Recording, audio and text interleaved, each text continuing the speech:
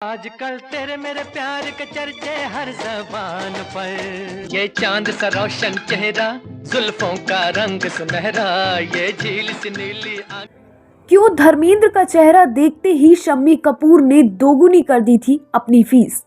आखिर ऐसा क्या हुआ था कि शम्मी कपूर ने हिमेन के सामने अपनी फीस बढ़ाने का फैसला किया। क्या धर्मेंद्र और शम्मी कपूर के बीच कोई मुकाबला था? क्या ये सच है या झूठ? तो बने रहिए इस वीडियो के अंत तक। और अब तक अगर आपने हमारे चैनल को सब्सक्राइब, शेयर, लाइक नहीं किया है तो अवश्य करें। मैं हूं आपकी होस्ट, आपकी दोस्त ईशा गर्ग, और आप देख रहे हैं लेमन जूस कैंडी। और उन मेम साहब ने मुझे दिया। अब तो समझ गए ना तुम हमारा रिश्ता।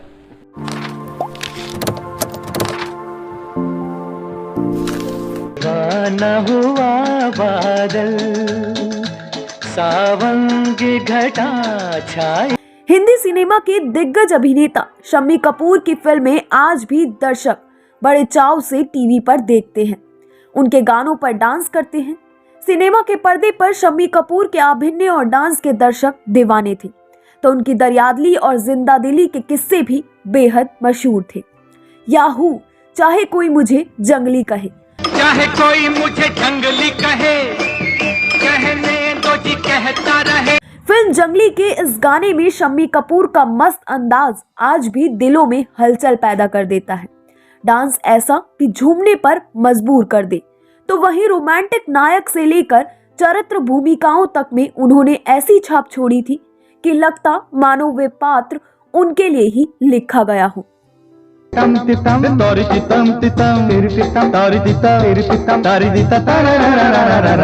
साल 1943 में रिलीज हुई फिल्म बेताब के निर्माता धर्मेंद्र जी थे, लेकिन धन से जुड़े मामले में उनके जीजा बिक्रमजीत देखा करते थे।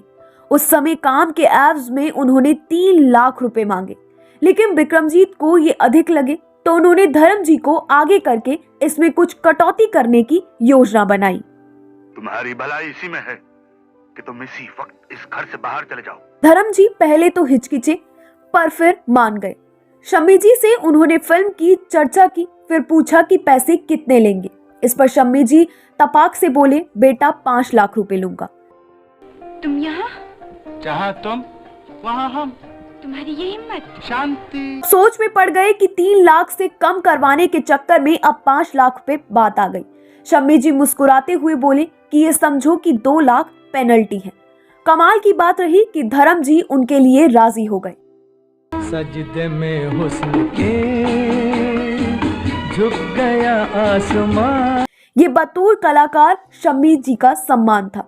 दरअसल उन्हें निर्माताओं का मोल भाव करना बिल्कुल भी पसंद नहीं था, पर हंसी मजाक के साथ अपनी बातें मनवा लिया करते थे।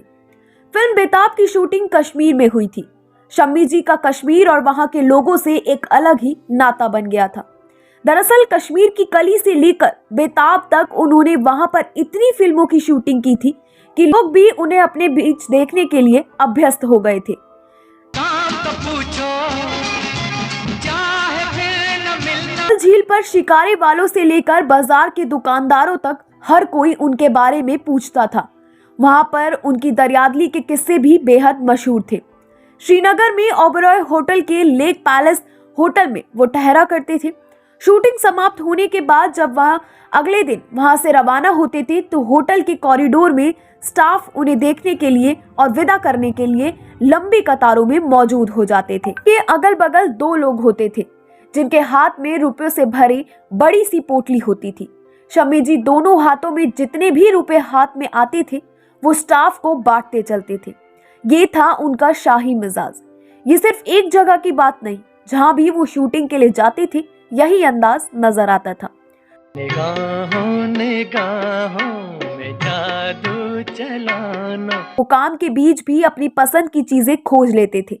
शूटिंग लोकेशन पर पहुंचकर वो सबसे पहले ये तय करते थे कि वहां कौन से बेहतरीन रेस्टोरेंट हैं और उनके कौन से व्यंजन बेहद मशहूर हैं। ये आदत तो राज कपूर साहब में भी थी, या यूं कहें कि इस मामले में पूरी कपूर फैमिली का मिजाज एक सा था। समझने नहीं आया, मैं उसकी जान लेने आया हूँ। वो एक ऐसे इंसान की जान लेने से क्या फायदा जो खुद मरे बराबर। शूटिंग समाप्त होने के बाद वो पार्टी दिया करते थे। जब उनकी फिल्मों की शूटिंग कश्मीर में होती थी तो वो शिकारे में पार्टी देते थे, जिसमें खास तौर पर वजवान परोसा जाता था।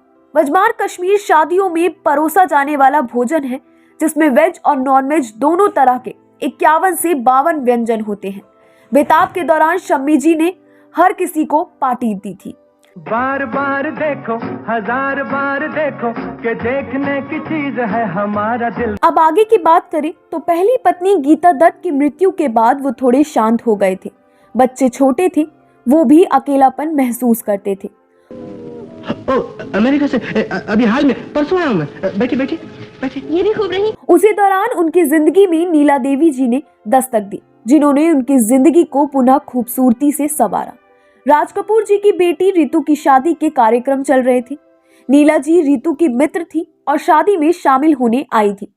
रितु जी की शादी की धूमधाम से तैयारियां चल रही थी।